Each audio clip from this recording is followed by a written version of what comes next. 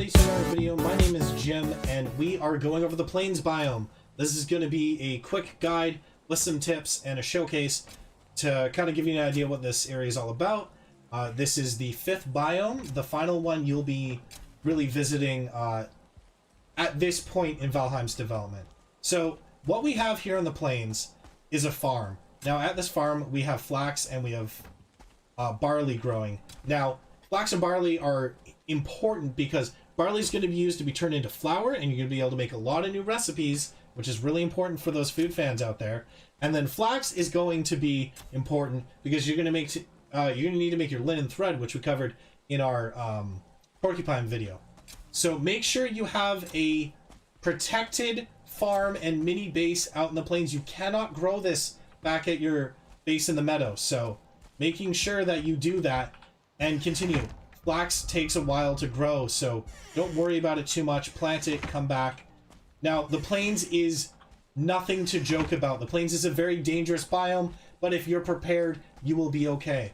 Across this biome, you're going to see a lot of these camps. Now, these are the fueling camps. There are different versions of these enemies, to the little jerks that run around laughing and usually will travel in groups. You've got to be very careful when juggling a handful of these enemies, okay?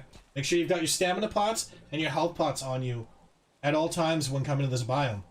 There's going to be the bigger versions of them to deal with as well. They hit hard, but they're slow. You can't outrun them. Just place some arrows in them, you'll be fine. But then there are the shamans. Be careful because they do bubble the other fueling enemies, and you really don't want to be dealing with that. On top of that, the plains contain desquitos. Desquitos are harmful. They have been nerfed since launch, but they still do damage to you. The way to deal with desquitos is if you spot them from far away, sink some arrows in. They're pretty easy to kill. If you've got a desquito up in your face, shields up to take the block and then smack them down. You'll usually kill them in one shot. Those needles are important for your needle arrows, which are your next step. In arrows, these arrows do great. They do pierce damage of 62. Really worth investing in. And as we covered before, they're used to craft your porcupine. Now, most importantly, when you're in the plains, on top of all this other stuff, there's also lox. Lox are a new animal that can be harvested for their leather, like their hide, in order to prepare this beautiful cape here. This is a Lox Cape. Now, you unlock 2 capes for the Plains biome, but the Lox Cape is my favorite. This also has cold resistance for you. But on top of that, you're going to be able to make a linen cape, which you can color to your heart's desire. So you can kind of decide, I'm going to be keeping the Lox Cape overall to keep from the cold resistance and stuff like that. At nighttime, it seems that the plains gets a lot more dangerous because of the hordes of those little buggers running around. They can really overwhelm you and just crush you no matter how prepared you are. So you just want to take the plains, usually with friends, but if you're soloing, just be really careful. You know, time your parries, time your blocks and your dodges, and you'll be okay. Harvesting all those enemies, including the lox, are great. The lox gives you so many new recipes. They're, like, I really recommend dealing with them. The lox meat is great for buffing yourself, and there's also lox meat pies, which are a fantastic food. So make sure you're getting your barley, you're making your flour. Just experiment. You've got a lot of stuff coming out of the plains, and it's really worth checking out. Once you farm all these enemies, you'll also start to notice you'll start getting black metal scraps. Black metal scraps are used when now buffing our new shields are made out of black metal. So it's required to take, same thing. You either have to sail these back home to create your ingots or build up your base in the plains. It's up to you because you can't portal that back. You also now get the black metal axe, which at level 1 does a base of 70 or 95 slash. Really worth getting. That's our new tree cutter. There's also a new pole arm to use. Well, the newer version of the pole arm at this level. Really worth checking out, farming that black metal, but you're back to iron, actually. So right here, I'm wearing the padded armor, which is the next step in armor with this. This is going to require iron, so you're going to need to go back to those swamp crypts and start harvesting a ton.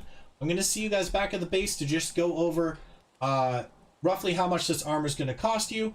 And this, I love this biome. This is where we'll find the 5th boss, but it is deadly. So go prepared and go with friends if you can. All right, I'll see you back at the base. Now that we're back at our base, I'm just going to show you what I mean. So, the padded armor, you're going to need 10 iron and 20 linen thread. For your greaves, you're going to need 10 iron, 20 thread. And then we've also got, like I said, the black metal. Full arm is going to run you 30 black metal. You're going to need linen thread and fine wood. The axe, again, black metal, linen thread, fine wood. So this isn't too bad. Once you start farming, it's really not going to be that big of a deal. You will get there, I believe in you. And then the padded helmet's going to be 10 iron and 15 linen thread. We were actually like, whoa, iron again, okay. So we want to do it. There's also the black metal knife. So if you're a knife user, you know, go ahead and make yourself that. 10 black metal, 5 thread. It's pretty awesome. And the porcupine, which we went over before, needles, iron, thread, fine wood. So I really recommend making the porcupine. And your shields, you've got two options. Black metal shield or the tower shield. But the cool thing about these is you can pick different styles, and I really enjoy that about them. So when you've got a group of people, it's not really a big deal, but you're also going to need chains. So make sure you've still got some chains around, or you're farming more chains. That's going to be a big deal, okay? And then if we go over here, you're going to see, as I mentioned before, the linen cape. This is going to be 20 linen thread and 1 silver, so make sure you have some silver kicking around. And the Lox is just 6 pelts, 2 silver. So make sure you still have the silver. It's going to help you with the next bit. But again, I prefer the Lox Cape, honestly.